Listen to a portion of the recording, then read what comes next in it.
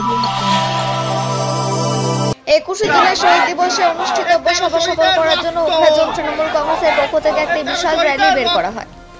র্যালিটি উখড়া নেতাজি মূর্তি থেকে শুরু হয়ে পুরো উখড়া বাজার পরিদর্শনের পরে শেষ হয়। এই সময় উখড়া গ্রাম পঞ্চায়েতের প্রধান মিনা কোলে, উপপ্রধান শরণ Saigol, Andal block general secretary Raju Mukherjee, জেলা পরিষদ কৃষ্ণা ব্যানার্জি, অন্ডাল ব্লক যুব তৃণমূল কংগ্রেসের সুব্রজিৎ কুন্ডু, অন্ডাল ব্লক তৃণমূল কংগ্রেসের সভাপতি কালো বরণ মণ্ডল, আইএনটিটিউসি সেক্রেটারি শ্রমিক মজুমদার।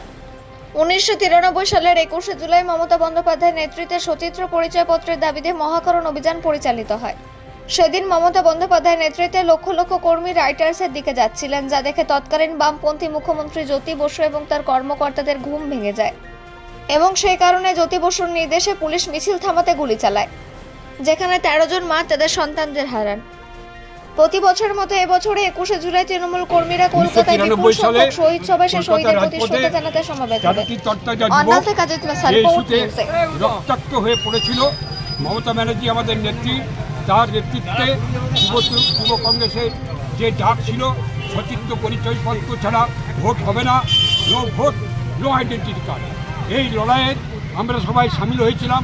কিন্তু আমাদের খুব দুঃখজনক ঘটনা, সেই সময় সিপিএম তথা বামপন্থের পুলিশ এবং সেটা বুদ্ধদেব ভট্টাচার্যের পুলিশ মন্ত্রী ছিলেন, তারই নির্দেশে যেভাবে গুলি ওরা চালিয়েছিল, যথেচ্ছার গুলি চালিয়েছিল, প্রচুর মানুষ আমাদের ছেলে যারা যুবক তারা কিন্তু হয়েছিল, আহত হয়েছিল এবং 13 জন যুবক কলকাতার রাজপথে প্রাণ দিয়েছিল, রক্তাক্ত অবস্থায় পড়েছিল। সেই যুবকদের স্মরণে আমাদের নেত্রী মমতা বন্দ্যোপাধ্যায় প্রতি বছরই 21 জুলাই শহীদ স্মরণ একটা সভা করেন ধর্মতলাতে। সেই সভায় আমরা সবাই যাই, জলে যোগদান করি, শহীদদেরকে স্মরণ করি, তাদের আত্মার শান্তি কামনা করি এবং পরিবার পরিজনদেরকে সমবেতনে যাই। সেই উদ্দেশ্যে আজকে আমরা সমবেত হয়েছিলাম, যাতে 21 জুলাই ধর্মতলায় যে অনুষ্ঠানটি হবে, যাতে আমাদের উখড়া থেকে যত বেশি সংখ্যক মানুষকে আমরা ধর্মতলায় পৌঁছাতে পারি, তার উদ্যোগ হিসাবে আজকের আমাদের এই মহামিছিল ছিল।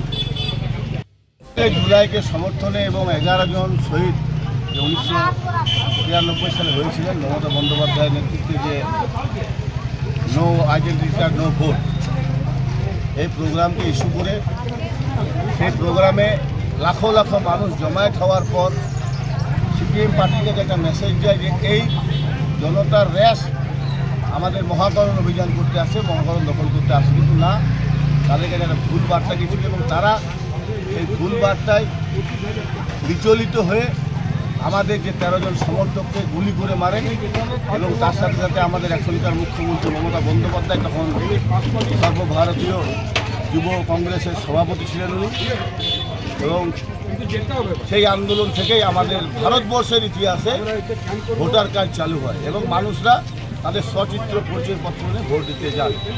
এবং আমরা 13 জন শহীদকে স্মরণ করি, বরাবরই মমতা বন্দ্যোপাধ্যায় তখন থেকে উদ্যোগ নেন যে 13 জন শহীদকে আমরা প্রত্যেক বছর তাদেরকে আমরা শ্রদ্ধাঞ্জলি জানাবো এবং তাদের পরিবারবর্গকে আমরা সমবেদনা জানাবো। এই আমাদের অনুষ্ঠান। এবং আমরা গতকাল দেখেছি যে মোদিজি দুর্গাপুরে এসে মিটিং করে গেছেন এবং তার আগের দিনে আমাদের তৃণমূল যুব কংগ্রেসের একটা মিছিল ছিল আমাদের পানাগড়ে। তো পানাগড়ে যে মিছিলে লোক হয়েছিল, দুর্গাপুরে প্রধানমন্ত্রীর মিটিংয়ে তত লোক হয়নি, তাই জনসাধারণ অলরেডি জবাব দিয়ে দিয়েছেন প্রধানমন্ত্রীকে। এবার উনি মিথ্যে কথা বলে মানুষকে ভাওতা দিয়ে, যেটা জুমলাবাজির সরকার, মিথ্যা কথা বলে মানুষকে চেয়েছেন যে আপনারা দুহাত তুলে ভোট দেন, পশ্চিমবাংলায় আইন শৃঙ্খলা রাজত্ব আর নেই।